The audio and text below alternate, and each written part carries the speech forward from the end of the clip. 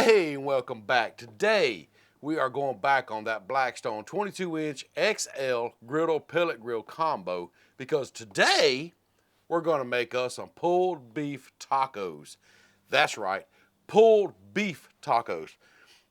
No, we did the pulled pork quesadillas. They turned out amazing, but I'm like, why can't we take a chuck roast, make some pulled beef, finish them up with some tacos, some street tacos, and man, these are gonna be so good. Now, this is the ingredients that I went to the store and just picked out. You can change it up however you want to do it, but this is just what I decided to use. Now, the longest part, this is gonna be a long cook. It's not a long video, but a long cook because it's gonna take a while to cook this chuck roast. I have about a 2.5 pound, maybe 2.7 pound, I think it was, chuck roast here. Pretty marbling. I love the way it looks. But we're gonna smoke it for a little while and then we're gonna braise it. So it's gonna take a little bit to get that done, but that's okay. Sometimes good things come to those who wait. But we need to get this chuck roast ready. But we also need to get that pellet grill fired up. So let's go do that. Now I filled the pellet hopper with a fruit blend pellet. So let's go on and fire up that Blackstone pellet grill. And let's get it set at 250. Right there, set. We'll open up this lid until all the initial smoke comes out, then we'll close it up and let it heat up. Now, as far as seasonings go on this chuck roast, I'm just gonna use my personal season that we make here. Use whatever you want. I mean, it is tacos. If you want to use a Mexican style seasoning, an all-purpose seasoning, whatever you prefer. This is just a basic all-around, all-purpose rub that we make ourselves. Thinking about maybe trying to market it, sell it, I don't know. But either way, we love this stuff. So what I'm gonna do, I'm not even gonna use a binder, y'all. I'm just gonna get this on here. Kind of pat it in. I know they call it a rub, but you don't really rub a rub. You pat a rub, if that makes sense. Let's flip this booger over.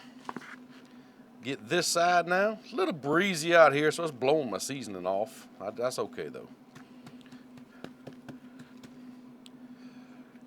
And we're gonna pull this and braise it, so it's gonna be a lot more flavor added to all this.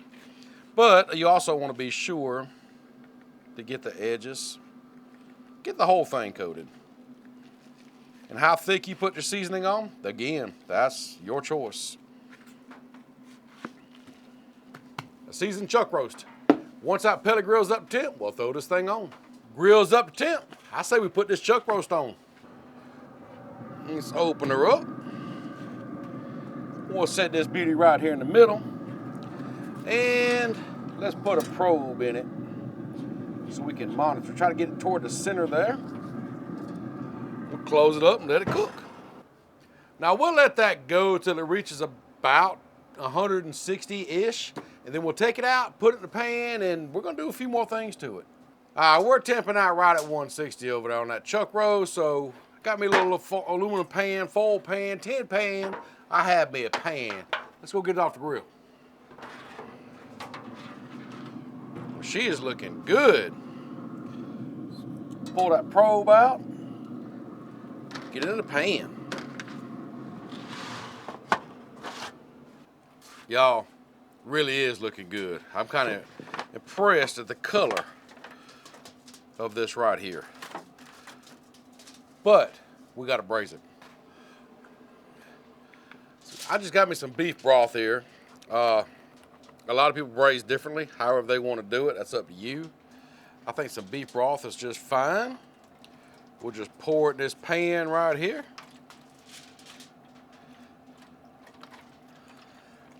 Not really sure how much to use. I think that'd be good right there. Yes, probably about that much left in there. And, where's it at? Here it is. A little more seasoning. We're gonna add a little more seasoning around here in this broth. Now, you may notice I got aluminum foil here, tin foil. Buy some foil flying around out here. Let's cover this thing up. Get it sealed all up around the edges. And now, we just put it back on the grill. And I'm gonna check it every now and then until it gets, just fall apart tender, and that's when I know it's done. So let's put it back on the grill over here. Right there in the center, and let it cook. Now, I'll probably check it again in about an hour. Oh, by the way, just so you know, it's been going on the grill for about 3 hours to get to that 160 mark. And now I'm gonna let it go for about another hour, check it and see how tender it is, and we'll just go from there. It's been right at an hour. Let's open that foil up just a little bit, take a fork and just see how tender it is. Come on.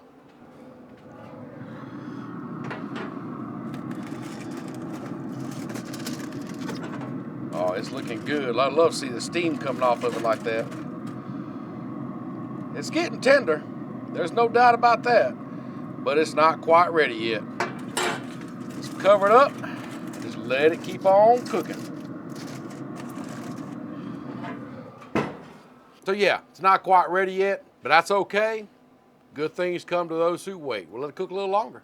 Now, one thing I will do is go ahead and up the temperature to 350. I should have done that when I wrapped it. Didn't think about it, slipped my mind, my bad, but it's never too late, so let's go do that now. Press it. Yeah, that's that way. Go to 350. There we go. Okay, maybe that'll speed the process up just a little bit. All right, y'all, it's been about 45 more minutes. I say we check on it. Come on.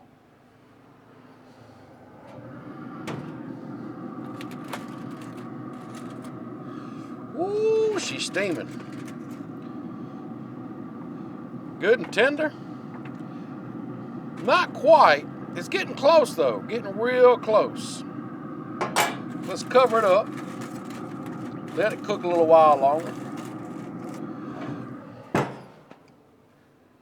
But in the meantime, we can go ahead and start prepping up all our veggies and get ready to saute them down. So go on and fire up that Blackstone. So now let's talk about the veggies. I have some bell peppers. I have some tomato. I have a red or purple onion. Let me know below what you call this. I even have a jalapeno. And we have, it's not veggies, but we have some cheese we got to shred up. So let's get started. I think I'm going to start off with this green bell right here. And all I'm going to do is just come in here and just slice it like this. You can dice it. You can cut it up however you like it. But I think this sliced up right here will be just what I need. All right, the yellow is done. Let's add it in here with these green ones. And we're just going to kind of slice it like that. If you want to dice your onion, by all means, dice your onion. So get all this cut up. And I'm going to come in here and just kind of rough chop this tomato. Nothing fancy. So we're going to just dice this up also. When I say dice, rough chop. Nothing fancy here, baby. Nothing fancy here. Now the cheeses. I got a Colby Jack and I got a Pepper Jack. If you want to buy the pre-shredded, by all means, that's fine. I use pre-shredded a lot. But for this recipe, being I'm going through all the trouble of braising that meat and everything else, might as well go out and get the good cheese. So let's get this shredded. Now, I'm not going to shred down this whole block because I probably don't need quite that much. We'll just get some of this into a bowl here and shred it up. I love some good Colby Jack cheese. I know I said I love Colby Jack, but I really love Pepper Jack. We have our peppers, our onions, our cheeses, our peppers, more peppers, and our tomatoes. Looks like we're ready to start sauteing down, so let's go check on that griddle. Well, there's that white smoke. That means it's time to get some groceries up on this griddle. Let's throw down a little oil to begin with. Get some oil in there. Throw down all our onions. Let's throw down all our peppers.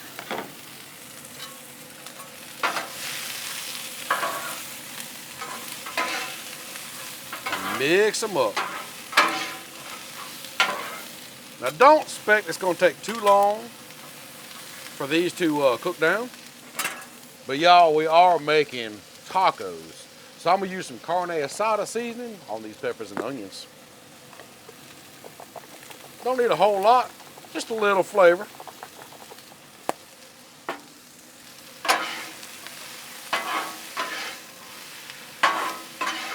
Oh, wow. Talk about it smelling good. Yes, sir, buddy. That is smelling right. I know I've said it before and I will say it again. I love the smell of peppers and onions up on a Blackstone. Just ain't nothing like it. So now at this point, you just keep on stirring these around so they get softened up and sauteed down like you like them. Simple as that. These peppers and onions are looking pretty good. Like how they kind of got a char on them, softened up just a little bit. So let's slide them over here to the side for right now. Put them all over here. And let's warm up some tortillas. Now I have some street tortillas right here, street size, what they call street taco. Got the flour. Let me know down below, flour or corn, what do you prefer? Whatever you prefer, let's heat them up. Let's get them warmed up here. Won't take these just a second, warm them up, flip them over, take everything up, start pulling this beef. We're gonna be eating some good tacos here in a minute. Come in here, give them a flip. I'm not really looking to toast them up, just kind of warm them up. That's all I really want to do. But if you want a good toast on them, that's up to you, whatever. All right, get this side here toasted up. We're gonna take them up, put them like in a tortilla warmer, and then take these peppers and onions up, check that beef. Little change of plans, nothing major, but I want to try something I've never tried before. So what I want to do is go ahead and let's take these up right now. Just kind of slide them over the side where it's a little cooler. Let's get our peppers and onions off the griddle. All right, peppers and onions are off the griddle. Put them over there. Here's what I want to try. I think I'm going to turn down the heat just a minute. Then I'm going to grab these cheeses. I've seen this on videos before, but I've never tried it. I'm going to put down just a little bit of cheese here. Some Colby Jack, some pepper jack. I'm going to try one so I don't mess it up. And then just lay that there. See how that works. Cheese-lined tacos. You with me? So I'm not really, I've done the pizzas like this, keto style pizzas where I use the cheese as the crust on here, but I've never done this. And I've done this with an egg, but I've never done the cheese on tortillas. So, kind of scared it's not gonna work, but it looks like, oh, it's working. Look at there. Oh, it's on now. Look at that. Look at that, y'all. It is on, like Donkey Kong. Not sure where to put this one. I think I'll put you back here.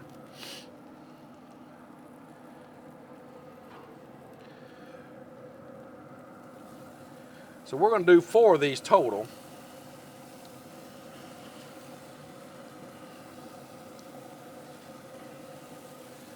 Oh, this is gonna be so, so good.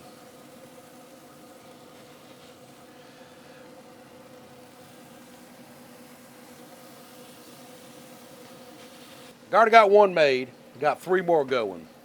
Yes, sir, buddy, this is gonna be right. All right, y'all, let's see what we got. Loving it. Loving, uh-oh, uh-oh, uh-oh. They didn't want to separate. Yeah, loving that. That right there, man, that right there is the trick. I'm loving this.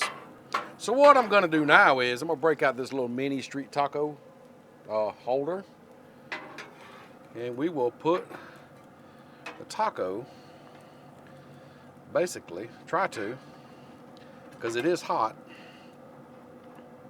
in there, like that. Get all these in here. There we go, good enough. Let's get these over here. Let's pull that beef off, get to pulling it, and build these tacos. Now that we have our cheesy taco shells made, let's go check on that beef.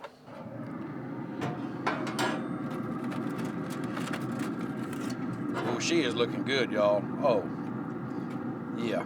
I say we try to pull it. I say we take it up and try to pull it. Oh, she's hot. Spin it around so y'all get a good view of it here.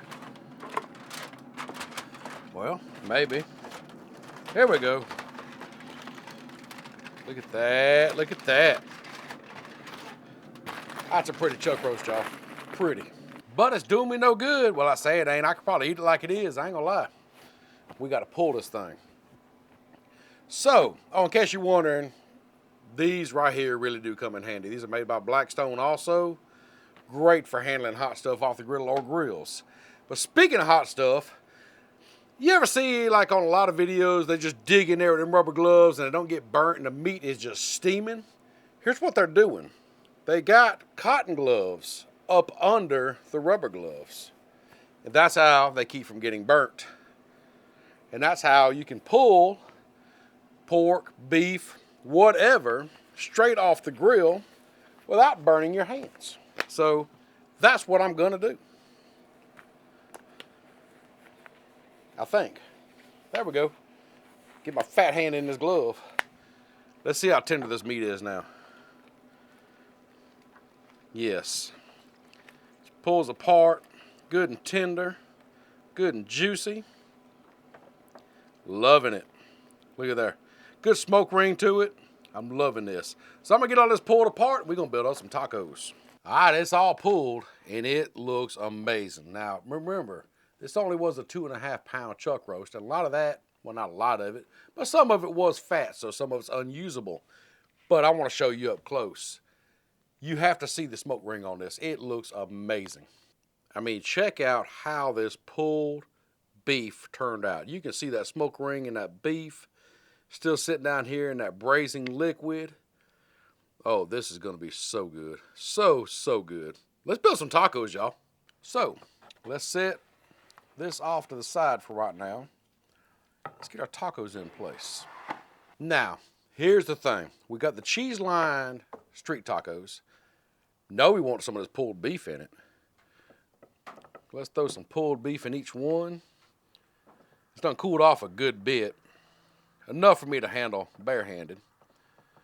I'm actually overstuffing them. Can you overstuff a taco? I don't know. Can you? If you can, I'm doing it. Now, the question is, what do you want on yours? I think I need a fork. Where'd my fork go? There it is. I lost my fork, y'all. I want a little bit of pepper and onions on here. Just a little on each one. Nothing major. Oh, these things are gonna be so, I need bigger shells for what I want to do. Let's see. Maybe a few maters. Because the thing about street tacos, you don't get a lot of any one thing. You just get a bunch of stuff. A bunch of stuff. That's what you do. The maters, let's see here. I think this one on the end, I'm going to put some jalapenos on. Not everybody wants the jalapenos. There they go, y'all. Street tacos. Now, I do have some pickled red onions over here. Not sure if I'm going to use them or not, but they're here. That's a good idea. I do have Cholula. Guess what? I need Cholula on mine. So I'm going to put a little Cholula right here. And mine's ready. But before I dig in, you know I got to get some photo shots. I got to do some glamour shots. I got to do some reels, and I got to show you it up close. Y'all, look at how these pulled beef street tacos turned out. I mean, you can see that smoke ring and that beef right there. Them cheesy tacos, them sauteed onions and peppers up on that griddle. Man, these turned out amazing. I am loving how these are looking. Y'all, this has been a long time coming today. I mean, we cooked, what, 3 hours smoke, 2 hours braise, cooked some stuff on that griddle, but you know something? good things come to those who wait. I know I said that earlier, and I'm saying it now because guess what? I've been waiting all day to take this bite. Let's see what we have.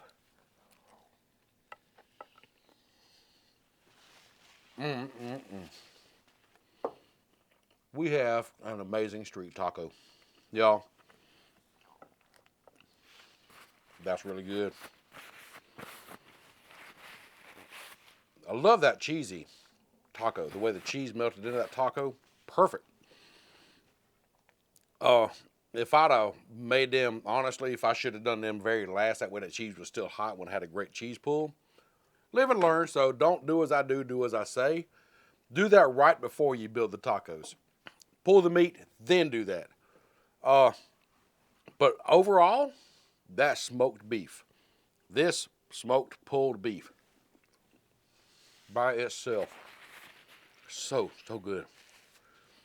Great smoky flavor. You can see the smoke ring that Blackstone pellet grill put on it. The flavor, now I know we used our own seasoning. Here it is. That I use or I make. Use whatever. If it is taco, so if you want more of a fiesta, more taco-ish flavor.